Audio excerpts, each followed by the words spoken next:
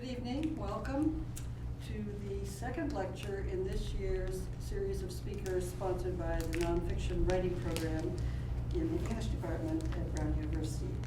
We're delighted to be the guest of the John Nicholas Brown Center for Public Humanities here and Cultural Heritage for this presentation tonight by a distinguished public intellectual.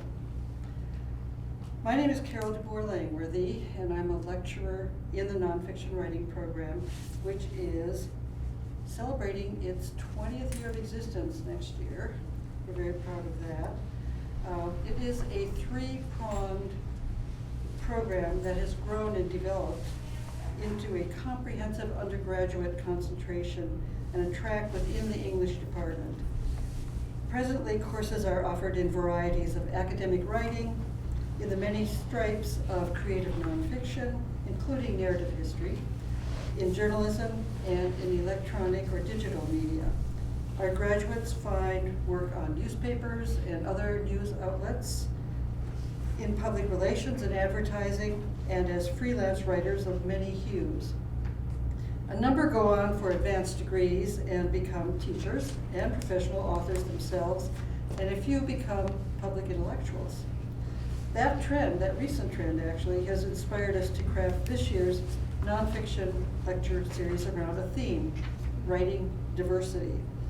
We believe that writers confront the issues of our time and of our history all the time, whether you are covering the Baltimore Uprising on your cell phone, or writing about the past in historical narrative, or crafting self-reflective essays.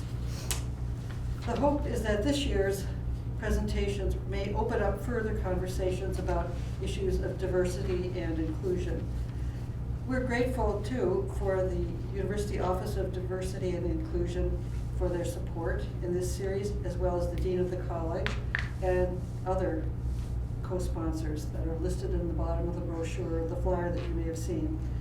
And tonight we're honored to have a remarkable exemplar of public intellectualism with us. Professor Karsonya Wise Whitehead was trained as an historian, but that's only one label to put on her. She's also a prize-winning filmmaker, a published poet, a commentator on social and cultural issues for public radio, an essayist, and an archivist.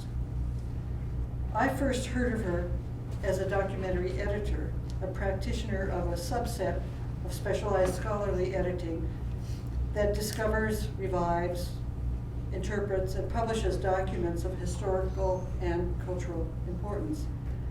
I'm a member of that small brotherhood or sisterhood myself, so she caught my eye with her edition of the Civil War pocket diaries of Emilie Frances Davis, a young free black woman in Philadelphia.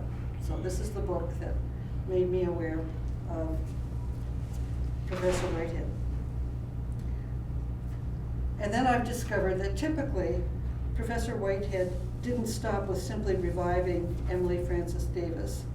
She developed and published curriculum plans, lesson plans, to show middle school and high school teachers how to use the diaries to teach history.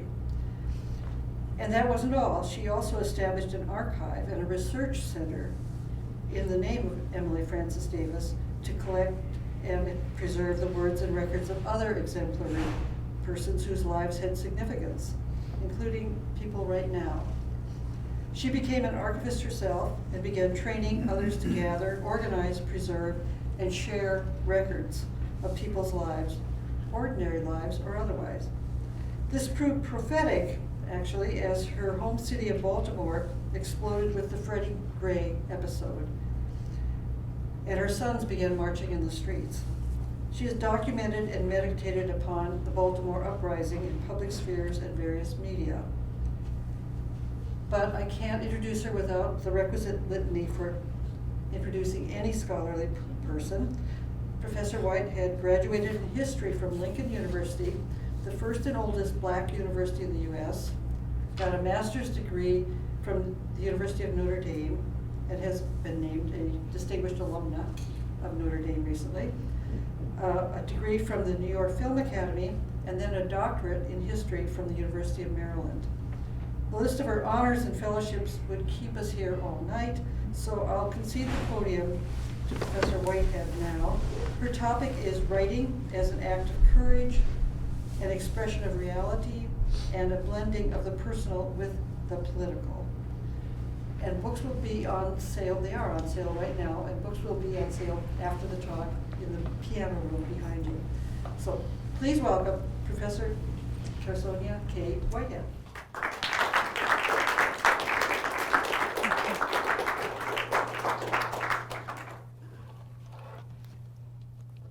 Good evening. It is a pleasure to be here at Brown University. I was very excited to get the call from Carol. I called my father first.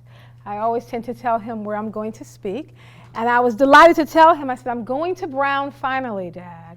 Because when I was in 11th grade, I told my father that I wanted to attend Brown University. I said, Dad, I believe Brown University is calling me and I must go. And my father, having come through the civil rights movement in Jim Crow, South Carolina, was determined that all of his children, if he was going to pay for it, would attend HBCUs, historically black colleges and universities. So he said, if Brown is calling you, that's fine. But if I am paying, then you need to find an HBCU that will call you as well. So I was very excited to tell him, I have finally made it to Brown, without your help, Dad. So thank you for inviting me. It's been a wonderful day.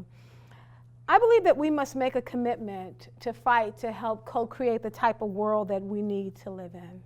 The one where the very idea of peace and social justice and equality, and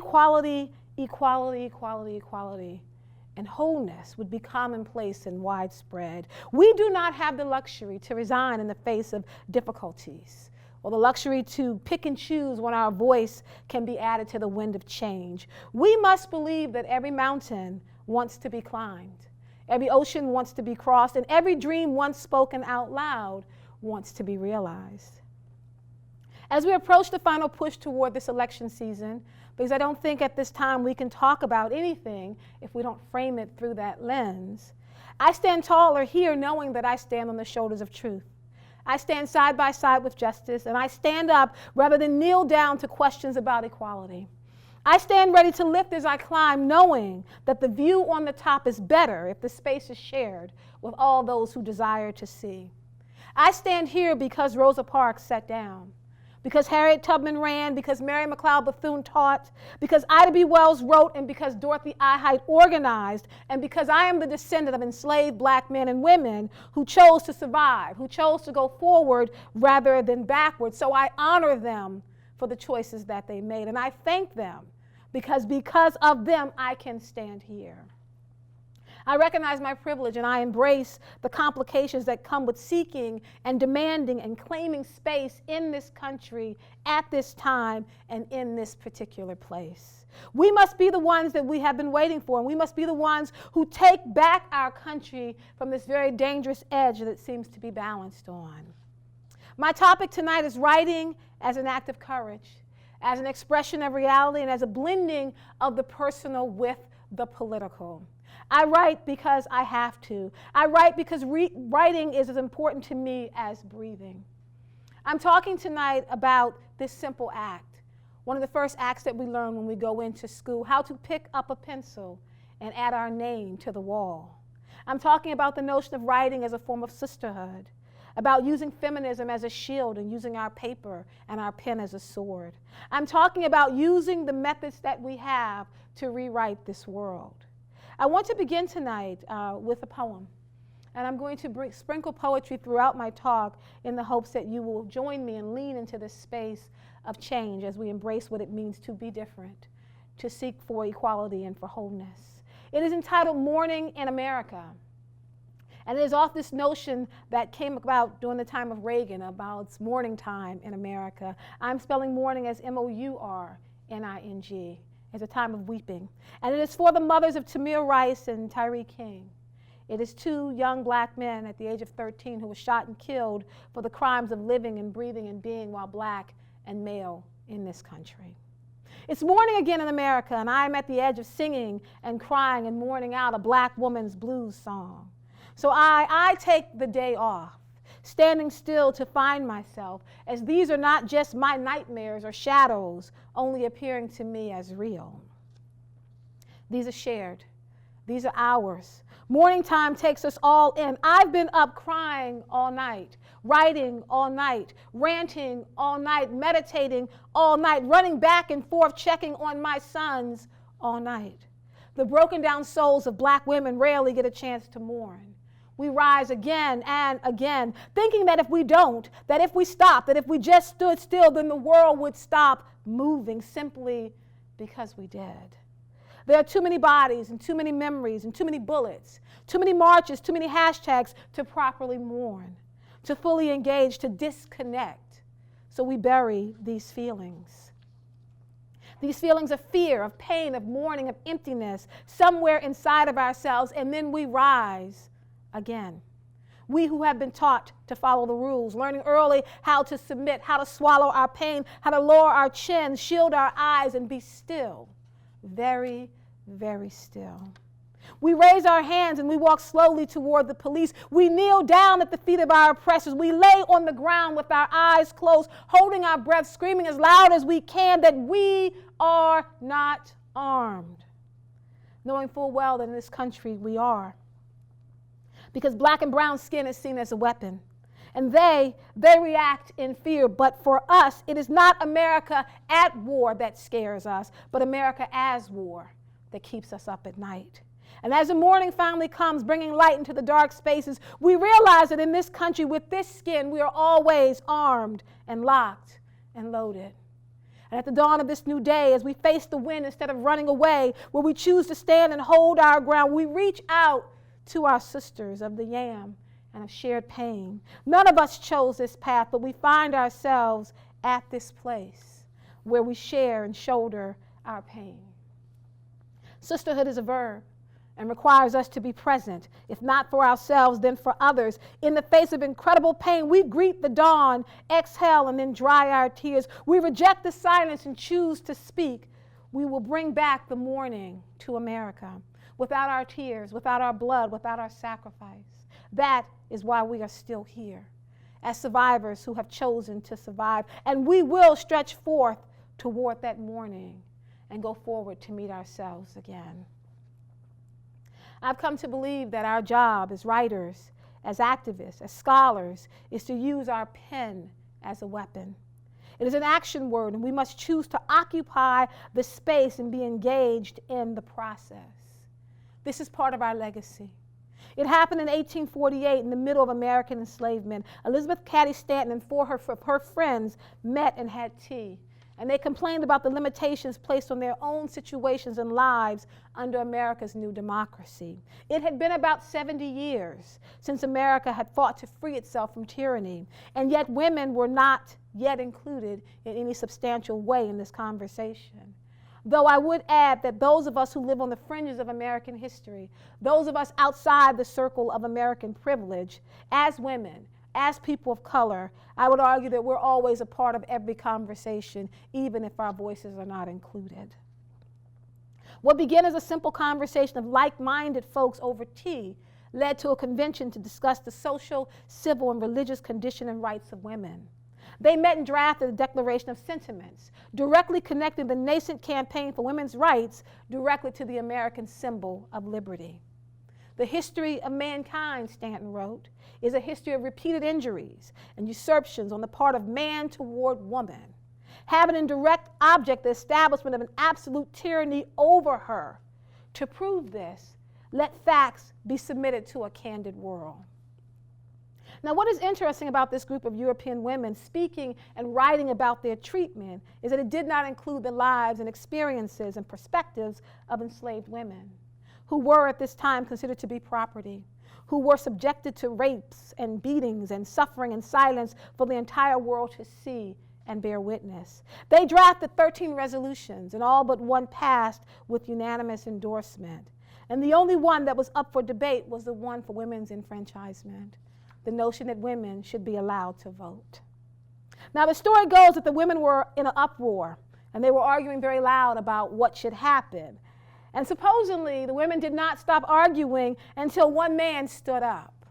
He called himself a women's rights man. He was the only man in attendance. It was Frederick Douglass.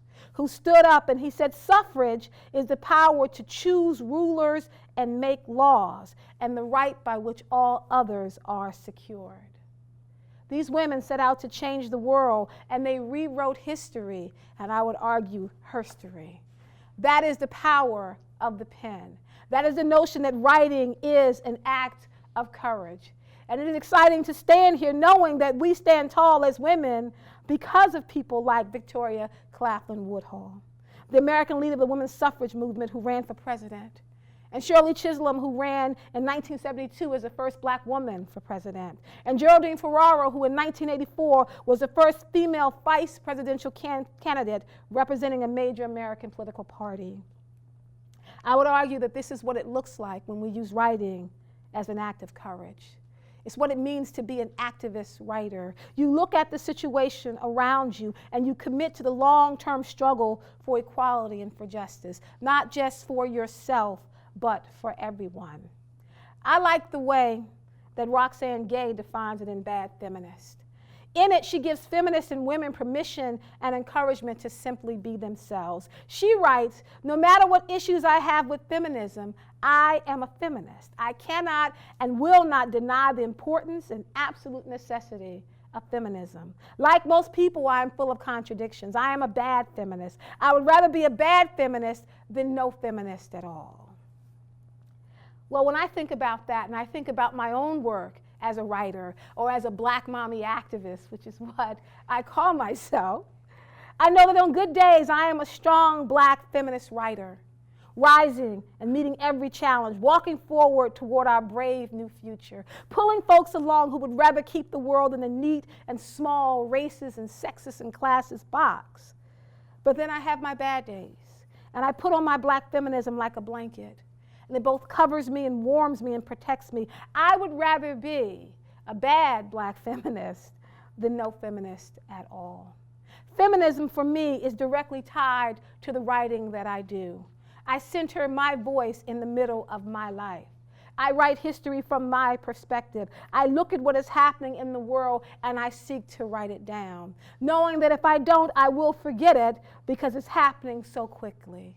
We live in an age where life is moving so fast that if we don't take a moment, if we don't write it down, then we will forget it. And I have found that the older I get, the quicker I seem to forget it. And sometimes I have to remind myself to figure out exactly what city that I am in. I am reminded of what I told Carol when I landed here in Rhode Island just earlier today. I got off the plane and I kept asking myself, is Brown in Providence? Am I in the right city? And I kept asking myself over and over again because I'm on the third week of speaking off of my campus. I'm like, I hope I am in the right place. And I got to my room, and even though I convinced myself that Brown was actually in Providence and I was in the right place, I felt unsettled. I could not get centered until I sat down and I wrote. And I wrote myself a new reality. I said, I am here at this moment, at this place. I am where I am supposed to be. And even if Brown is not in Providence, Kay is. And this is where I am supposed to be. It is within this vein of using writing as a push for solidarity and in the pursuit of sisterhood and a push forward for change, I like to suggest that we have three tools that we need to have in our arsenal as we continue to reclaim our space. A pen and a piece of paper, I argue, is just as important as a bullet and a gun. One will take life and one will rewrite it. The choice is yours of what you will pick up and what you will use to make your voice heard. I believe that the first tool we need to have is our commitment laced with passion. We have to be absolutely committed to finishing this race that we are on. I think here of Wilma Rudolph. And Wilma Rudolph, when she was 4 years old, she contracted childhood polio, and she had braces on her leg. And Wilma Rudolph writes that when she grew up watching her sister run and play basketball. She notes that when she was 10 years old, she was looking out of a window, and she was watching her sister run and play with her friends, and she told her mom, I would like to run like my sister. I want to play basketball like her. And her mother said to her, "You can do anything you want to do, but first you must learn how to walk without the braces on your leg." Wilma notes that the next day when she woke up, she took the braces off and she tried to walk. She fell on the floor and her mother ran over and picked her up and told her at that moment, "I am picking you up today. But tomorrow when you fall, you need to fall on your back. Because if you can look up, then you can get up." A sentiment that my father also taught me. What does it mean to fall on your back? Because if you can look up, then you can indeed get up. It is that notion of surviving, it is that notion of understanding that we have been sustained for such a time like this. It is that notion of adding our words to the wind, because when history gets written, who is in charge of the pen? We know that those who win the wars tend to write the history of the wars. And the history of the wars are always written from the point of the victor. I remember when I was in college, and I had a history teacher who often challenged me with a story that I'm sure many of you have heard, that if the lion wrote the history, man would probably not win the war. Because you write the history when you win the war, and it's your perspective that gets remembered. We wonder why women have been written out of certain aspects of history. It is that notion of grabbing the pen, adding our voice to this great experiment in American democracy. The second tool I argue that you need to have is character. I believe that the true mark of a courageous writer is being able to stand up in the face of incredible odds and meet your destiny head on. There are moments in our life when you have to decide who you're going to be and whether you have the ability to be race brave, where you can confront injustice in your writing, inequality in your writing, and not bend your head or bow your back even when everyone is waiting for you to fall. Can you be brave enough to use your pen to fight to be free? I think of that often because I moved my work out of the academy, moving from research to me-search, making the decision that if I'm going to write, if I'm going to be remembered, then I will use my work to help recraft this world. My concerns over the killings of young black men and women, my concerns over being a black mother raising teenage black boys at this time, knowing that my PhD would not save them, knowing that my speeches would not save them, knowing that sending them to a private school would not save them. All I could do is use my pen and document their life. All I can do is use my pen and try to speak out into the wind to help people see this world a little differently. That is why I started writing op-eds, why I started sharing my work, knowing that people in places around Baltimore City, for example, is a place called Dundalk, which is way outside the city. And I often laugh and say that there's a guy in Dundalk that I'm writing to specifically. This guy will never buy my book, Notes from a Colored Girl. This guy has a Confederate flag painted on the side of his house and on the side of his Jeep. He won't ever come and hear me speak.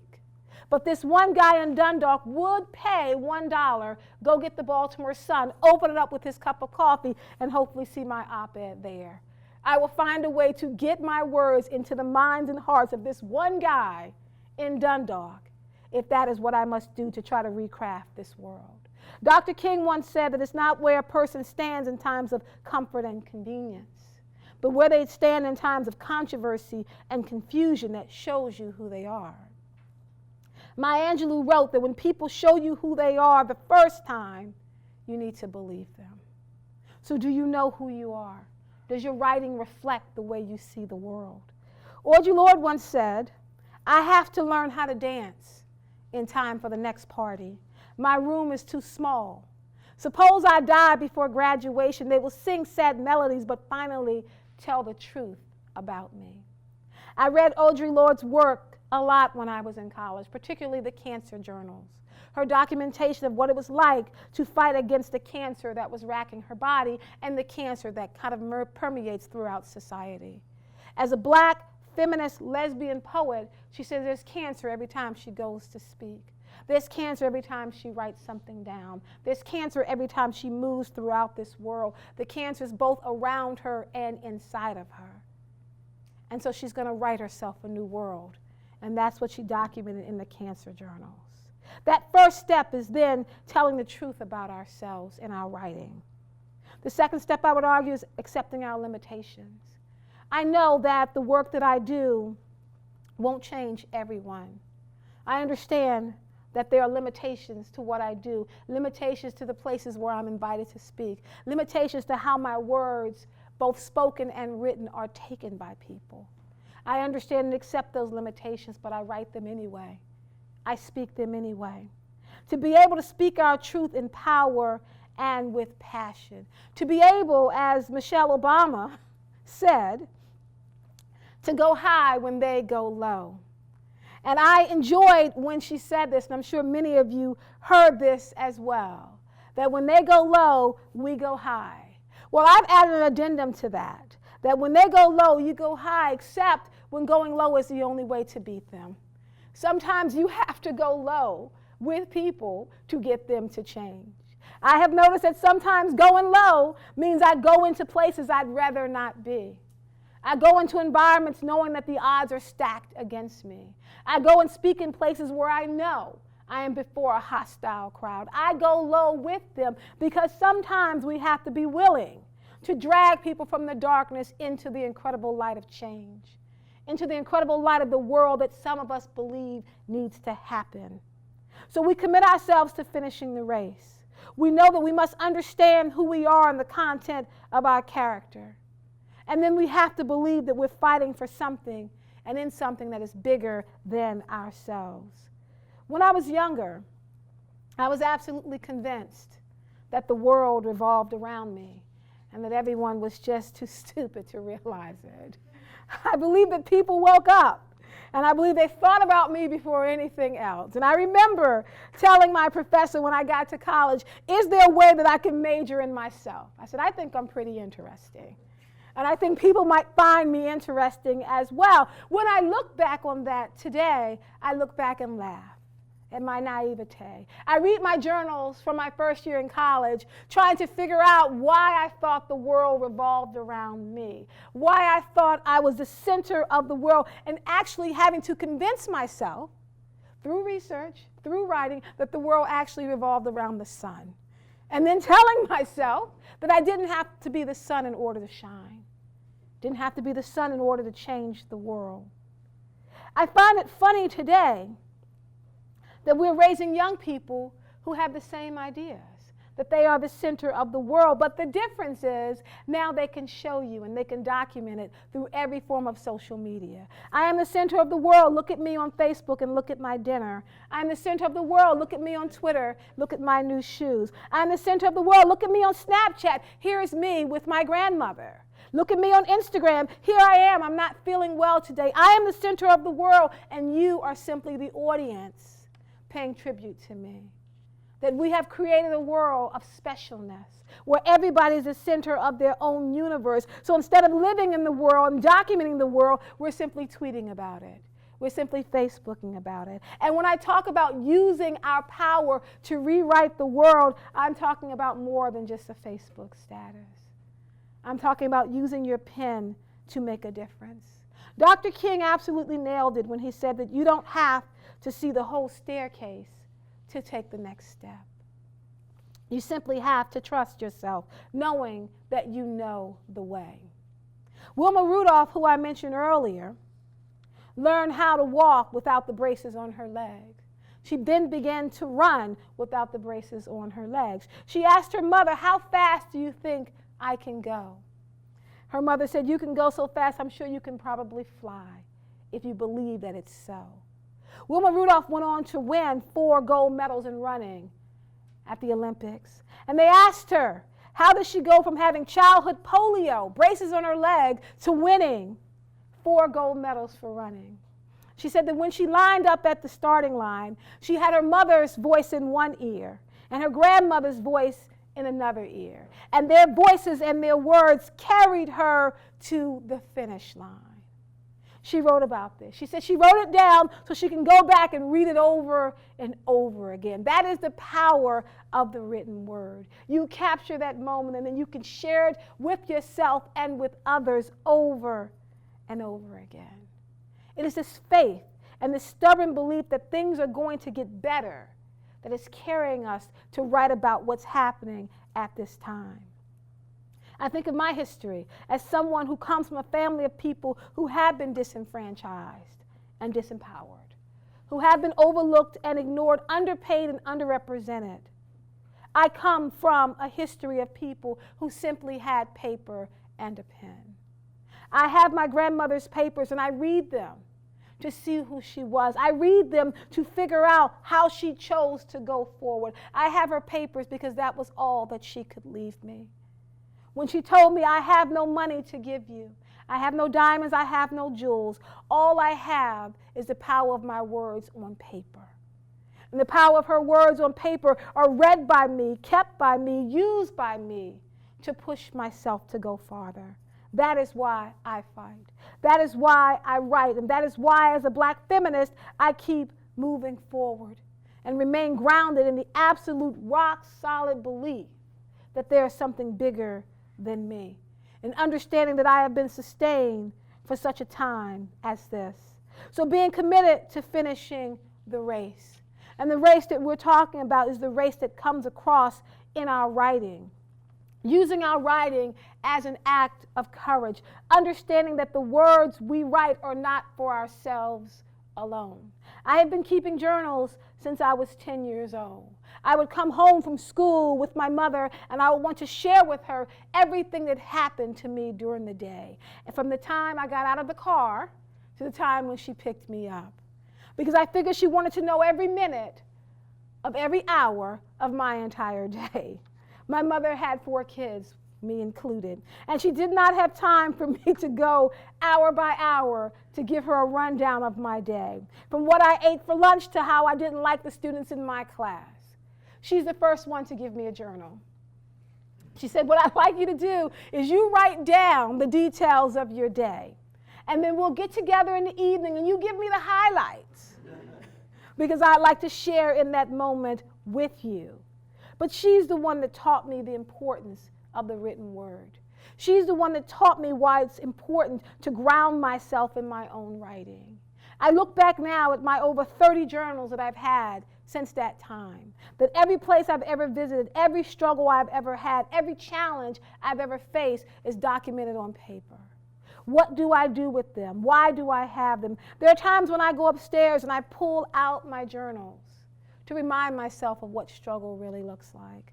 When I complain about things today, I go back and I look at my journals from college. I look at my journals when I was backpacking through Tanzania and through Kenya. I look at my journals of when I chose to go bungee jumping in Zambia, and I remind myself, if I can survive that, then surely I can survive whatever the struggles I am facing at this moment.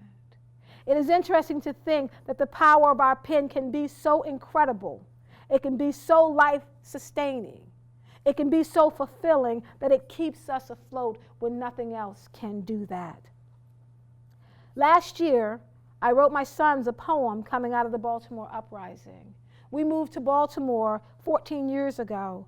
After I was done with being a documentary filmmaker, we moved down. I was teaching, I was a student, and I was raising my sons in Baltimore City.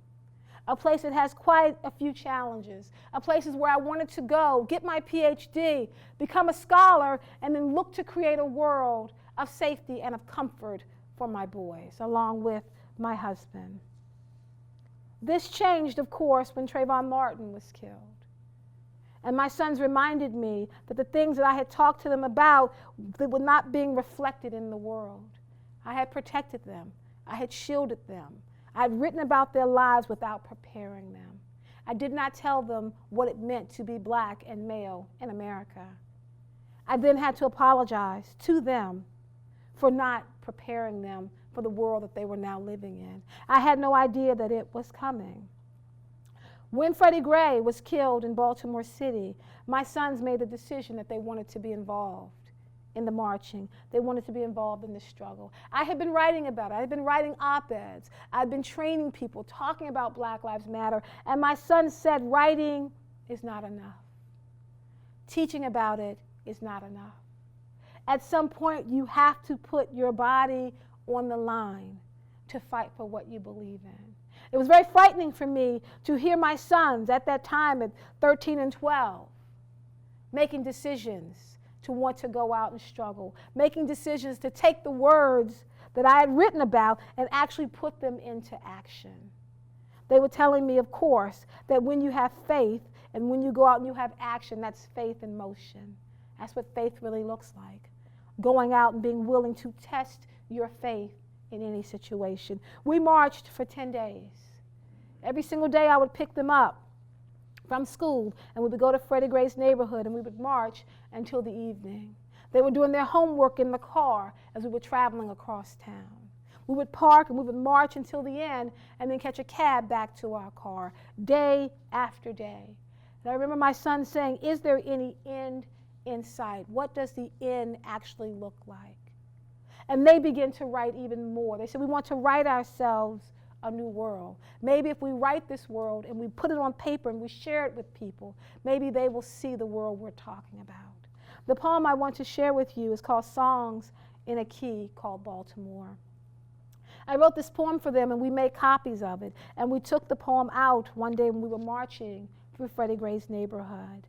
We then laid the poem and put them up on poles. We laid them on the ground. We put them everywhere, trying to just sprinkle different words into this conversation. I would like to write a song about peace, about reconciliation, about what a city looks like coming back together and working for the common good. I would like to proclaim that Black lives matter, and then point to the ways in which this simple concept, screamed and shouted, cried over and prayed about, has transformed the city and altered our space. I would like to teach my sons about peace, even though I'm raising them in a city where peace has never been the norm, where peace is not taught on the playground, nor practiced in the school, nor modeled on the street corner. I try and hide my frustration because in the aftermath of the uprising, a time when Black and white people named their pain, life has settled back down to the familiar. To a time when Black bodies are once again endangered, Black life is once again criminalized, and Black spaces exist once again only on the edges of both the city and our minds. I am not old enough to remember life before Brown v. Board, when Black and white spaces were clearly marked. I suspect, though, that it was not much different than it is now, in places around Baltimore, in places across America, where the crime of breathing while Black is still punishable by death. My heart always skips a beat when a cop's car is behind me while I am driving at night. And though my sons are not old enough to drive, I'm already frightened, concerned, angry, frustrated, as I think about the day when they will be stopped for the crime of driving while Black. There are days when being Black in America overwhelms me and makes me want to spend the day in bed. And times when being the Black mother of Black boys in Baltimore City makes me wish I had enough money to move them somewhere where I could keep them safe. Safe from them, the ones who see their lives as expendable and unnecessary, and safe from us, those who look at them without realizing they are mirrors that simply reflect all of who we are supposed to be. I often think about slavery and how different life was when you could see the hand that held the chain that was attached to the ball that was tied to your ankle. We come from a people who experienced this daily and still chose to survive. Survival is our legacy. And since we survived the Middle Passage as involuntary passengers on a trip that sealed our fate, and we survived slavery, whips and lashes by learning how to give way and stay small. And we survived the Civil War by claiming freedom at the hands of those who look like our oppressors. And we survived Jim Crow by teaching our children the unwritten rules that were marked by our blood. And we survived Black mayors who moved from our communities, took a piece of our spirit, but left their humanity behind. We will survive this. And though there are times when we are like strangers in a foreign land, we look around and wonder how we got here. We take stock and realize how little we actually have. We wonder how long we will continue to suffer and die at the hands of both the oppressor and of the oppressed. And despite all of this, we survive anyway. There are days when I look at my sons and my heart swells with pride as I think about all that they used to be and all that they can become. And then I stop and I catch my breath. I grab my chest and I clutch my pearls. I blink back tears and shake my head because I am the mother of 2 Black boys being raised in a post-racial world where cries for justice for Freddie and for Tyrone West, and for Rakia Boyd, and for Sandra Bland, and for Ayanna Jones, and for Tamir Rice still gets swallowed up and suppressed. There are nights when I stand in the doorway of their room, not to wake them up for the revolution, but simply to remind myself that just for a moment, they are still safe and they are still here. All I want is what every other mother wants around this country. The simple comfort of knowing that my sons' lives matter to those who look like them and those who don't, and that my work to pour love, light, and truth into them will not be in vain.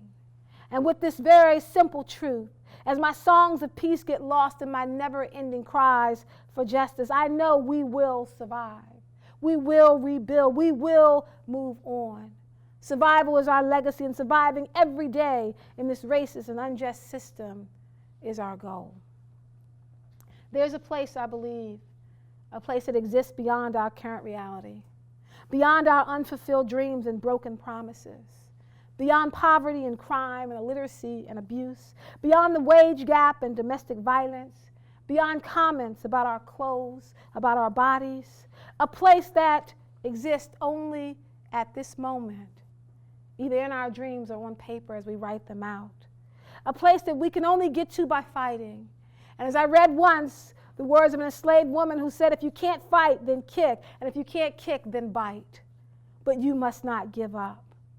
So I challenge you today in the spirit of all those who have come before us, women and men who've spent their lives holding up the world, black men and black women, white men and white women, Asian and brown men and women who refuse to continue to be the mules of this land. In the spirit of those who fought for justice, those who cried out for equality, those who pushed for change, I challenge you to join with me and to lean into this new space. And as we collectively press forward for the mark of the high calling, we do so while holding hands with the person on our right and on our left, by grabbing our pens and our paper, knowing that we must be absolutely committed to getting there. And when we get there, we must get there together. Thank you. Thank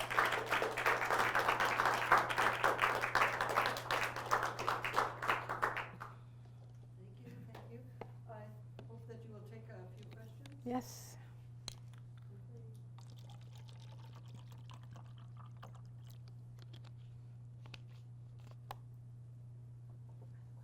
Yes.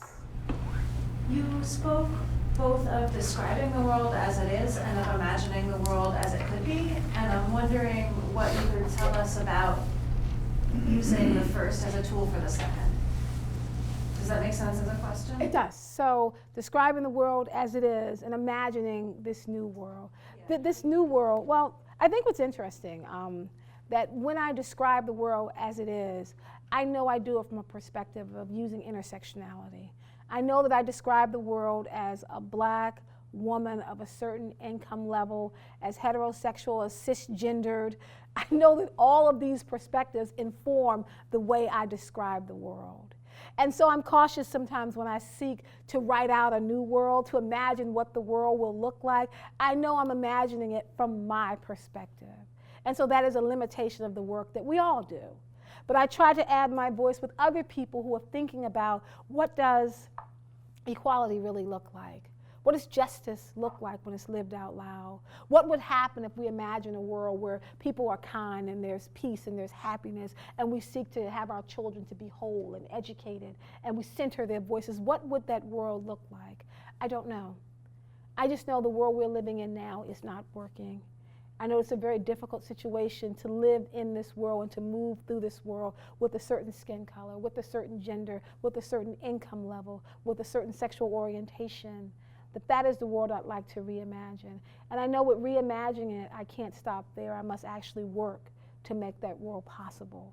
And so for me, part of the work that I do is looking to go around the country, working primarily with K through 12th graders, kindergarten through 12th graders, spending time at universities and looking to train up the new generation, knowing that if I want to see the world change, I think we have to start with the children of Israel, right? Because if you look at it from a biblical perspective, the children of Israel didn't make it into the promised land. Their children did. They're perhaps the people who are living now who remember what the world used to look like, who still talk about life before Brown, who still imagine that there's a world that's better than the one that we're trying to create. Maybe we have to get rid of them. We have to wait until they move on and ascend to the next level and focus on the younger people, because that's the world we're trying to live in. And I'm not saying that that includes or excludes any one particular person.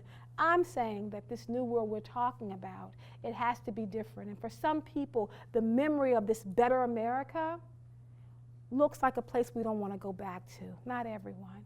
When we talk about make America great again, when we talk about taking America back, I wonder, as a black woman, I want to know, take it back from whom and take it back to what? Like, what are we going back to? Are we going back to a place where we didn't vote? Back to a place where our voices didn't matter? Back to a place where we lived in fear? Back to a place where we did not have the opportunities that we have? What are we going back to? What are people seeking to capture again? And I think those are the conversations that we need to have, particularly at this moment.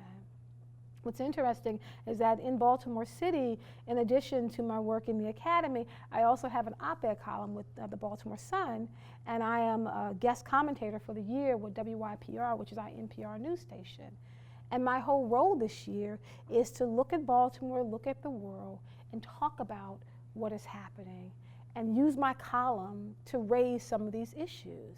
And so some of the things I've spoken about thus far is my column for October. I talked about sexual assault. It's interesting because after the videotape was released, and we all know what videotape I'm referring to, about classifying women in certain ways, I participated in this Twitter campaign called Tweet Your First Assault, which some of you might be familiar with, which ended up having over a 3-day period over 30 million people talking about assault, talking about the first time they were assaulted at the age of 5 or 7 or 9, or as some women and girls said, the assault started and it's never stopped.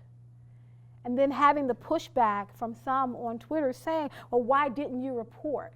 And then having a new campaign, hashtag why women don't report, because of guilt, because of shame, because we're not going to be believed, because you don't actually prosecute people for this, but using that platform to speak to some of the issues. In September, I talked about violence, and I used that because over Labor Day weekend, like 15 people were shot in one weekend in Baltimore City. And really talking about how Baltimore is a very violent place. And then going on to argue from a place of privilege, knowing that I can simply lock my doors and drive to my community, which is very safe. But if it's not safe for the least of us, then it's not safe for any of us. Then how can I be in a city where even though I'm safe, because I can afford to live in a certain community, if a 4-year-old gets shot, it's not safe for any of us. And so using that to kind of reimagine these spaces, using that to push to have these conversations. So it's not just writing about it, but it's also trying to set up conversations between the Academy and community members, between K through 12th graders and those in your first year of college, trying to facilitate these conversations of what would the world look like if all voices are included, if creativity is something that's nurtured, and if young people are made to believe that they actually can change what they see in front of them. Yes, sir. Hi, well, thank you very much for such a wonderful talk. I really enjoyed it. I was really struck by your voice. Oh. And the cadence of your voice, the delivery of your talk. And I know the history of African American culture is also a history of oratory, and I wondered if there was a particular historical voice that informs or inspires your voice. Thank you for that question. I was just been remarking to Carol earlier. I was like, people at Brown have very interesting questions that I don't typically get, so thank you for that. I am a pastor's daughter, and so it is my father's voice that rings very loud in my head. My father is a black Southern Baptist minister who grew up in Jim Crow, South Carolina, who learned how to preach out in the woods, who would take me with him when he was fishing. And every lecture from him was a mini sermon to the point that it was just every time I got in trouble, you know, sometimes you just want to be punished and not to be spoken to, because I would have to sit down. I believe he just kind of worked his sermons out on me before Sunday morning. But he began putting me on the stage very early on.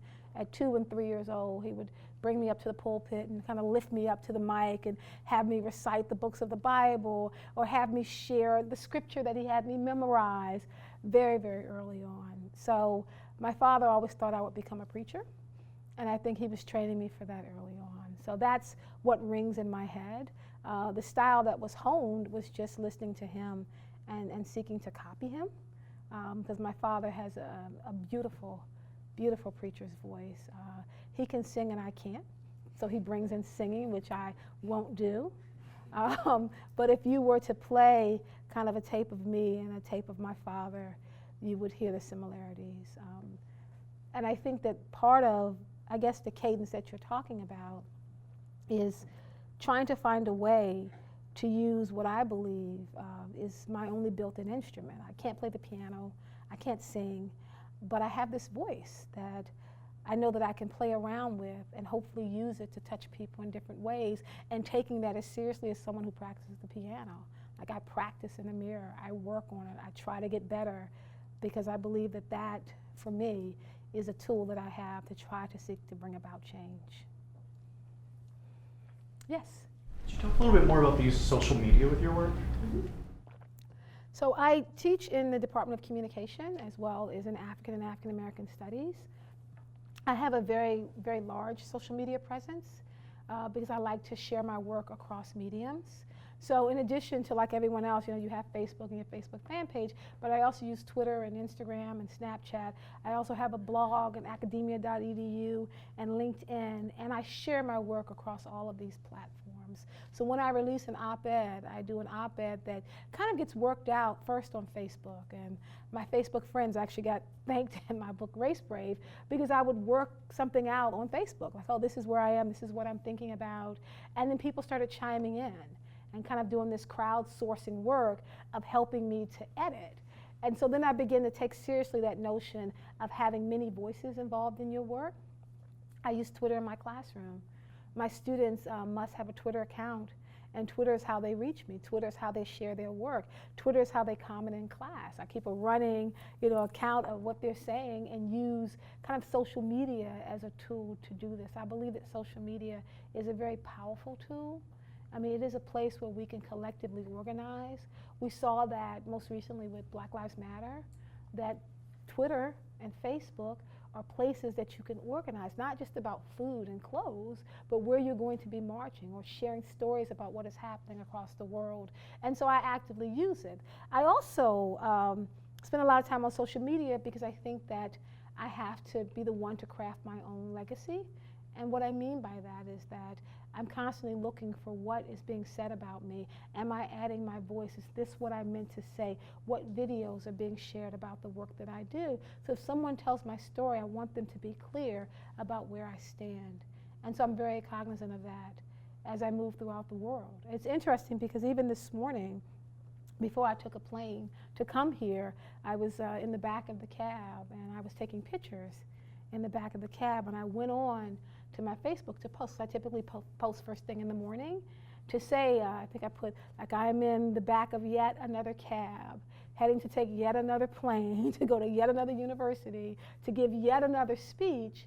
But what I'm thinking about is the people that died during the bus accident 2 days ago, where 7 people died and 10 people were injured, knowing that in just one moment, everything can change forever. And how I was saying that every time I leave the house, I miss my sons and husband before I pull out of the driveway, because I know that every moment could be the last moment. And so I added pictures, but people have been on there all day long adding their own stories around loss, around happiness, around prayer, around forgiveness. And so I have this long list of voices that get added to my own, which I like to do. I like using it as a space to have conversations, knowing that the people who tend to be involved in my conversations like having it start with me and then they continue it on. So that is how I use it. But I connect that. So when I do an op-ed, I say, if you want to respond, come meet me on Twitter, come meet me on my Facebook page, or if I do something on LinkedIn and I share my blog space, come and bring it here. So I do a lot of writing, and I have to find places to share that writing. And so I use my blog as a place to share that writing. I also blog for the Maryland Humanities Council.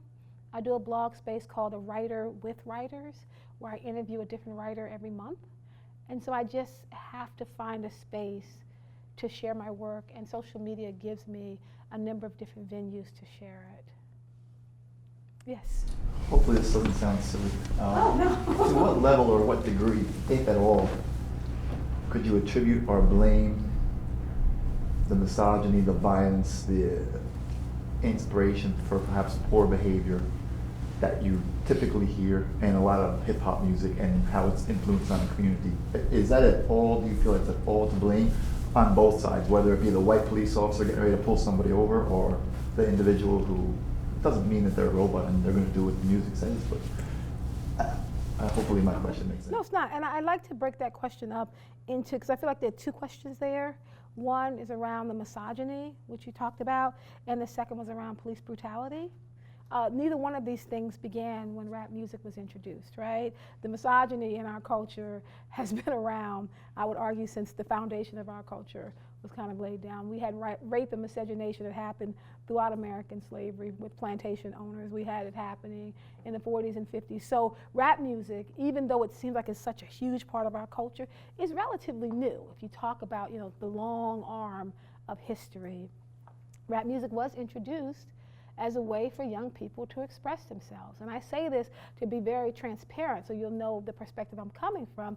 My first cousin is DMC, from Run DMC. So I remember the early days of rapping about my Adidas and going to parties and wanting to get the leather jacket and wearing the Adidas shoes. So I remember when rap music was our own, right? It wasn't jazz, it wasn't country, like it wasn't R&B, it was just, this is what's happening.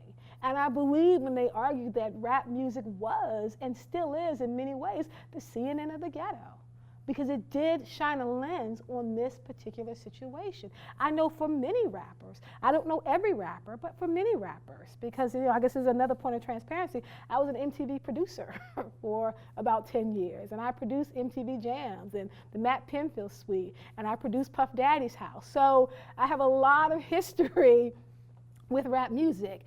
And I know that for many young people, picking up and being able to rap is what stopped them from picking up a weapon. And that rap music also became an interrupter to the cycle of poverty. Like being able to rap got people out of that cycle where they were going to be poor, just like their grandmother, just like their mother, that they disrupted that with rap music. Now, that's not to say that rap music or certain type of rap music isn't misogynistic, because it is. Some of it's just downright hard to listen to for me. And I challenge that in my writings. I talk about that. But I don't say all of rap music is bad because you have 5 people who are rapping about girls being bees, which I have a real problem with. I can't denigrate all the music. I don't like all R&B music. But I can't say all of it's bad because I don't like some of it, right? And I think it's easy to say, oh, maybe rap music's to blame. I never say one factor, because if we ended rap music, would misogyny end? Would police brutality end? No. It's the same argument I make when people want to say, oh, well, Trump is the reason that we're having all these issues around sexual assault and misogyny. I'm like, it didn't start with Trump, and it won't end when Trump rides off into sunset. Either whether he rides off to the White House or rides off somewhere else, it didn't start and end with him. I think all of these are just branches of a root that's the foundation of this country, which is based on racism, sexism, and classism. And for order for us to really get to the root, we stop dealing with the branches and we dig down and say, what is the problem with the ways in which men see and view women in this country, the way white people see and view black people and brown people in this country, and not say it's one thing, one music, one person, but it is the foundation of this country that must be uprooted.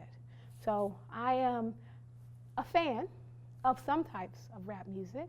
I'm a fan of any form of cultural expression. I argue when I meet young people who say, oh, she's a bee, I want to talk about, well, why? Why is that? Why do you see it that way? What is this getting to? Knowing that rap music is not why a cop pulls a gun on a young person, right? Rap music is not why someone gets raped. It's not because of rap music. That's just a branch off a root. That's the problem in this country. Yes? The title and the overarching theme of this talk is writing as an act of courage. And the word courage and the idea of courage sort of implies doubt, right? You're overcoming a doubt. But you seem like somebody that you wanted to study yourself in college, and you were on the corner alone with a picket sign when you were 12 years old. Can you speak to a moment or two of memorable doubt that writing did help you overcome? Okay, well, thank you for that question. When I think about writing as an act of courage, I try to think about the word courage, and it is actually one of my favorite stories, and I always hope that somebody asks me so I can tell my favorite story. But when my youngest son was 4 years old, he was playing upstairs in his room. And anyone who has children, you understand how wonderful it is when they can entertain themselves. Like there's something very peaceful knowing that they are playing and you can breathe for a moment, right?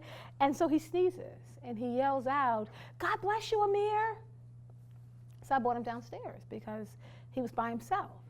And I asked him, I said, well, now you were by yourself, Amir, so why did you yell, "God bless you"?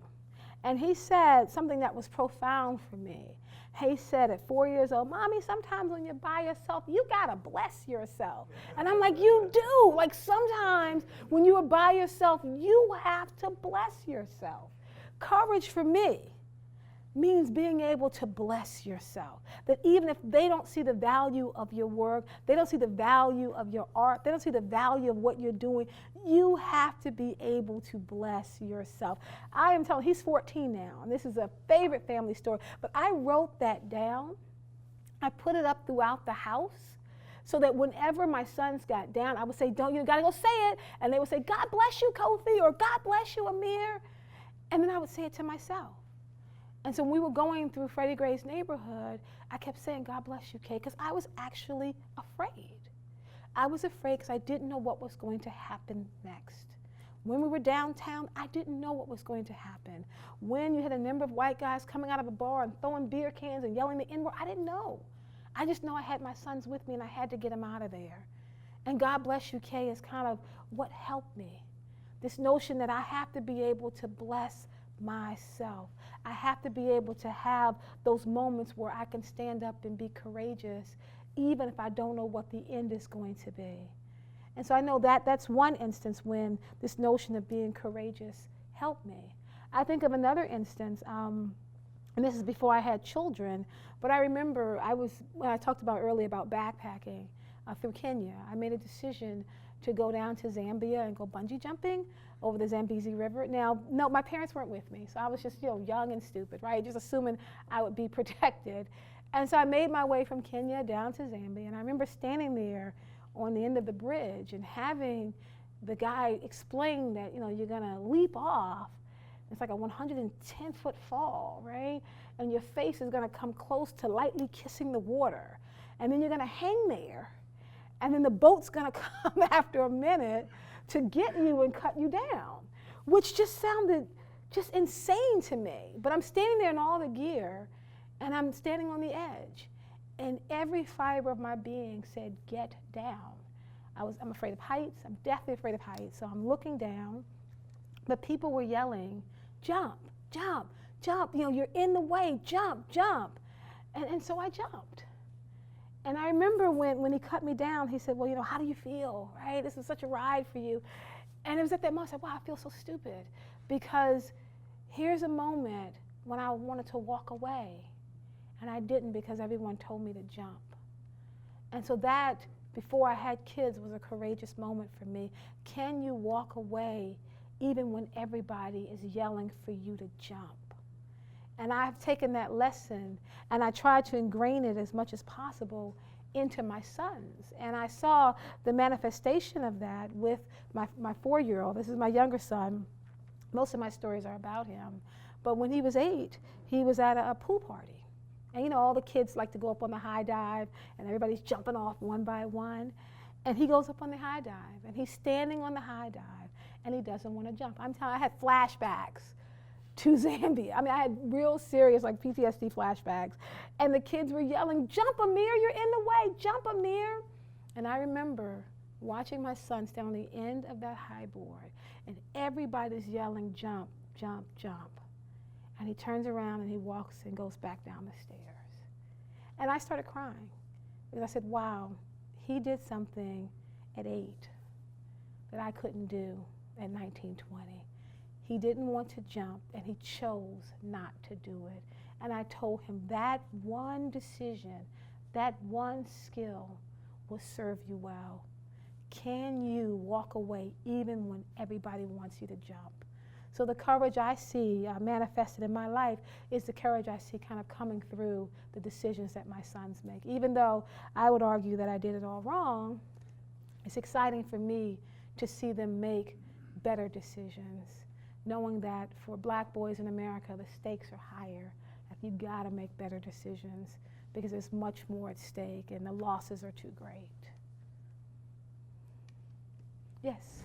So thank you so much for this talk, and I love the idea of is Brown in Providence as a kind of existential question. And as I'm sitting in this room as a co-sponsor of this talk, I'm saying, are there students at Brown? Are the students in Providence? So I'm choosing to see this room as half full and not as half empty.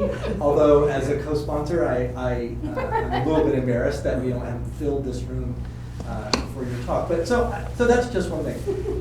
The second thing is to get from Elizabeth Cady Stanton to rap through Frederick Douglass and Audre Lorde, I think is wonderful, and you took us on a real journey. And there's a lot here. I think the comparing pen as weapon to skin as weapon is really both poetic and really brilliant. But I guess I just wanted to ask you, and the low and high, and your willingness to go low when you have to, is incredibly something I can't do very well. But to just make it actually a question rather than just a series of staccato observations, could you talk a little bit, because I'm fascinated on the one hand by the power of traditional writing, which you do and which you teach, but also your invocation of the power of social media, but also knowing how damaging social media can also be. And I'm sure, I didn't follow the Tweet Your First Sexual Assault on Twitter, but I'm sure there was a parallel trolling that was going on with unbelievable misogyny attached to it. So you have both of these things that exist in that social media world. So I'm just curious, when you teach, and when you teach writing especially,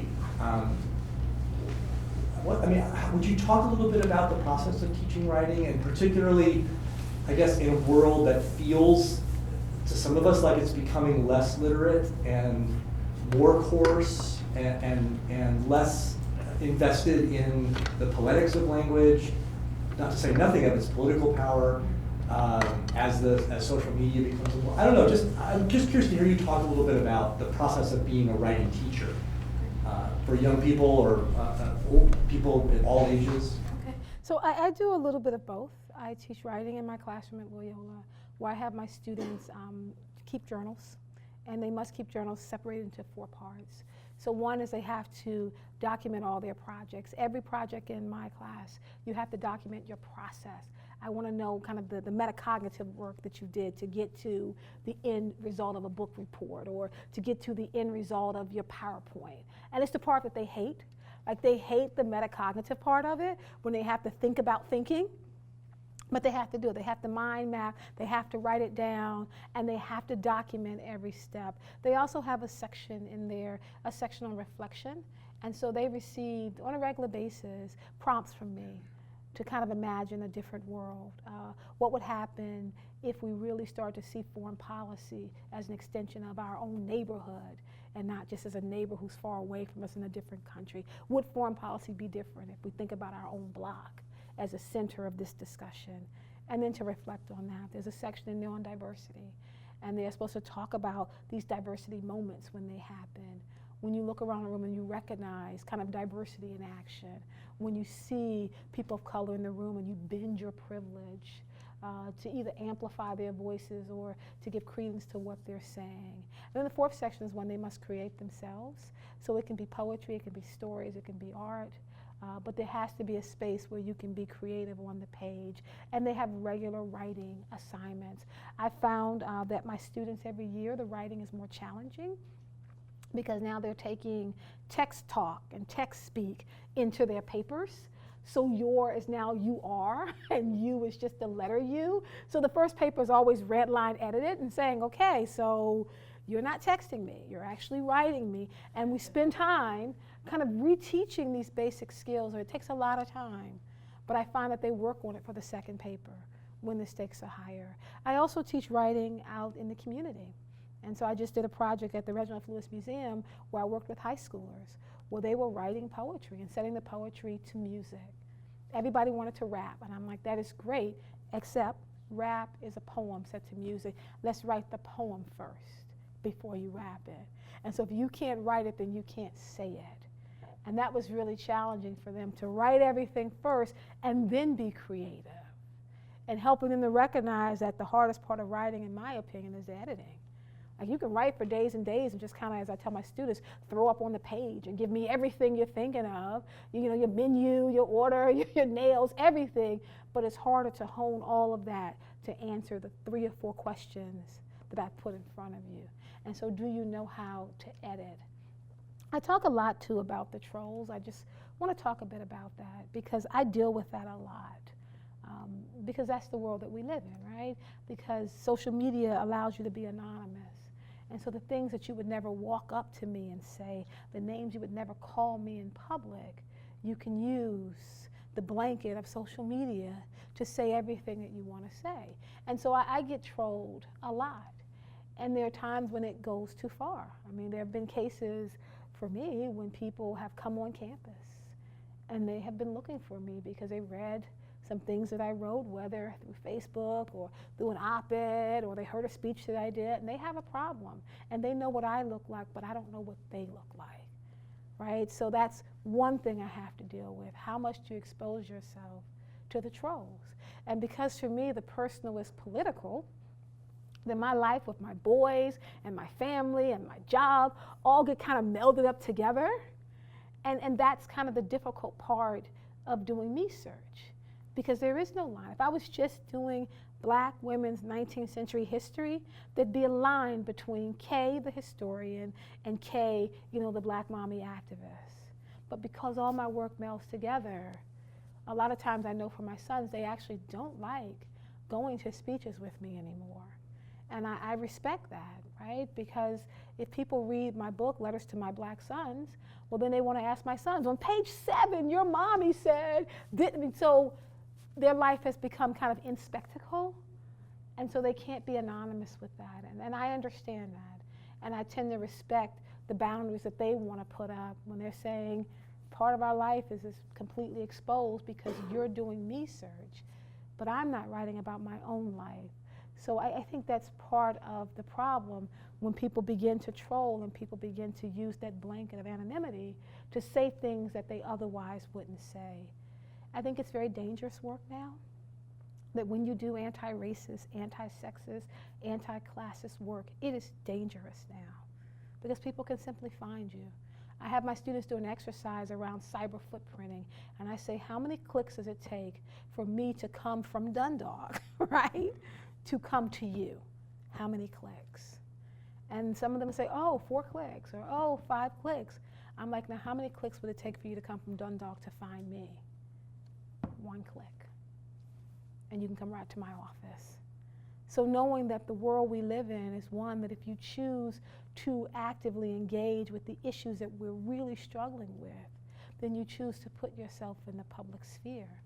And when you put yourself in the public sphere, then you open yourself up to attacks that come from everywhere. The good thing is I have a squad of people, so when people come on my page, they'll come, they'll attack me. I have enough people who will then step in and say, no, no, no, and so I don't have to engage, right? But the scarier part, I find, is when I'm in the grocery store and people come up and they say, oh, I read this, or I heard you on the radio. And it's great when they say, oh, I like what you said. It's worse when they say, what did you mean? And they want you to stop shopping and answer the burning questions they have. Or this happened just last year where I was on the radio doing something around, talking about the campaign coming up, And it was a 2-hour conversation on the radio. And there was a woman who I had seen in the grocery store. She had come up to me just once or so. And when I walked out the door of the radio station, she was standing there. And I used to wear my hair kind of in like an afro bush. And she had an afro bush. And she's like, I bought a wig like your hair because I liked it so much. And I was like, well, that's really creepy, right? That's like it really creeped me out that she wants to talk to me about my sons as if we were friends and about what I was doing that evening. And it was really frightening for me. And for her, she had continued to escalate our relationship in her mind to where I had to get like a security button on campus. Because it was a little bit frightening that she saw all of my active engagement because she's my Facebook friend or because she follows me on Twitter. She saw that as the roots of a relationship between us. And we can talk about my sons because I know everything about your sons because I see what you're doing with them. I think that's the downside, even though I think social media is moving us farther away from each other, right? We don't talk to one another the ways we used to. I think it's bringing people into our living room that we might not otherwise invite in there.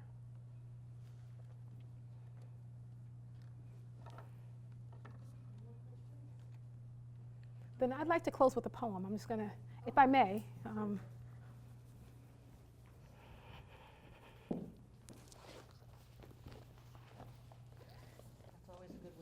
Yeah, I just want to end with just a poem.